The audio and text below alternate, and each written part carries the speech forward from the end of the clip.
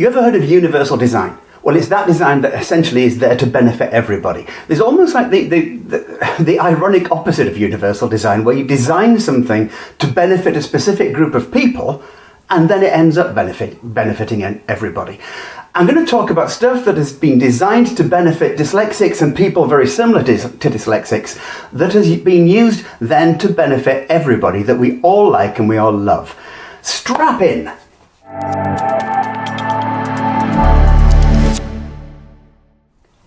Okay, so in the 1930s, a group of people in America started to record books onto records, whatever, 78s or wax discs or whatever it was in the 1930s. This gradually morphed into audiobooks. Dyslexics are absolutely in love with audiobooks. They were designed originally for the blind and for people who struggled to read, and they've been adopted by everybody. Who doesn't love an audiobook? In the 1980s, we started to see a preponderance of mind maps coming up all over the place. Now, granted, mind maps weren't designed specifically for dyslexics, but they were designed for those people who take in information. I don't want to talk about visual learners, but those people who like to take in information more visually rather than having to read and read and read. Mind maps are perfect for that, including people like dyslexics. Dyslexics don't just like to read tons and tons and tons of information. We want to see it presented visually. So although mind maps weren't specifically designed for dyslexics, they were designed for people such as dyslexics who take in information in that form of way. By the way, check out this guy. He's amazing. Talks about mind maps and helps you get into how to use mind maps, how to get the best out of them for your own purposes. And again, in the 1980s to the 1990s, things that were designed really to help dyslexics, although whether they do help people with dyslexia specifically is a moot point. Coloured overlays. You get these green, blue, red, orange, yellow coloured overlays. Tinted glasses. They were designed to help dyslexics. Whether they do, I'm not so certain, but they do help people with visual stress, and they help people with what we call Irlen syndrome, Myers-Irlen syndrome. And so these things that were designed for dyslexics help other people, and by the way, we all use them. You'll see customizable websites where the colours change, or you'll see people using slightly coloured paper on their printouts. And, so this thing that was designed, maybe incorrectly, to help dyslexics has ended up helping everybody. Around about the same time, you got text-to-speech. Kurzweil, I think, was one of the first ones. Text-to-speech is there to help people who find reading text tricky, such as we dyslexics. But nowadays, everybody uses it. I mean, we all have audiobooks. Obviously, we all listen to our phones rather than necessarily read what it says. We find text to speech is an absolutely phenomenal way of interacting with text, and most of the time it's just become podcasts these days anyway. We used to read books in the old days, now we listen to them, let's be honest. And now, of course, we've got speech to text, so the other way around. Dragon was one of the first ones. And you'll find that where there is, where you can write, instead of having to write, you speak, and it goes down onto the page naturally. It goes down onto your computer screen, says the old Generation Xer.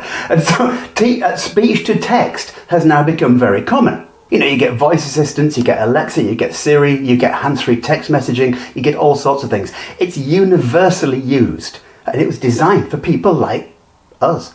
Now, again, one of these things that may have been designed for dyslexics might not necessarily be appropriately or correctly designed for dyslexics, but these things, which are so-called dyslexia-friendly fonts, you'll see them coming up over and over again. Whether they're right or wrong is a matter for a different video.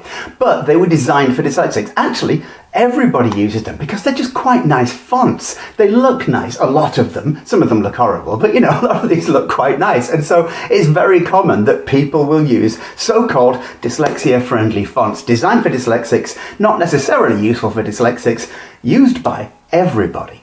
I mean, in a similar way, what you'll find is that if you look at the logos and the branding of a lot of multinational companies, the lettering used to be really squiggly, or it used to be quite hard to read. Well, these days you'll find that the lettering is often written in more humanist fonts. It's written in fonts that are more accessible to people like us, to dyslexics. And this has therefore become adopted by almost everybody. Things that are designed for dyslexics, things that are designed to be used by dyslexics, things that are specifically helpful for dyslexics, everybody uses them. I mean, let's be honest, a little bit like multimedia learning. This started to come in, the late 90s, early 2000s for people who just didn't want to handle tons of text. And now you've got video, you've got audio, visual, you've got infographics, that kind of thing. At universities, I work in universities, we often ask people to produce what we call academic posters rather than long essays. This kind of thing was there, and it was designed to help people who struggled with reading. We all use it. We all recognise how useful it is. And so, in other words, what we find is that a lot of the things that are designed with one group in mind help everybody. Imagine a world where there were no bendy straws, and these bendy straws were designed for people with disabilities. Imagine a world where the curb just always dropped off before the road, rather than there was a little sloping bit before the road. This was designed for people with wheelchairs. We all use them. If you've got a shopping trolley, we use it. If you've got a bicycle, you use it.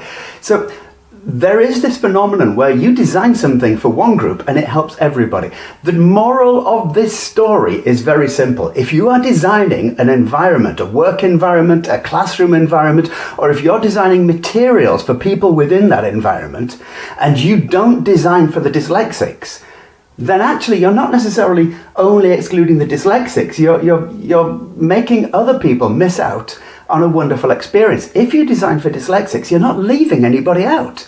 You're including everybody, and you're creating something that everybody will naturally use. Please share this. I think it's an important message, and I think that if we come to accept that if you design for dyslexics, you're designing for everybody, I think the world will just become a far more inclusive place.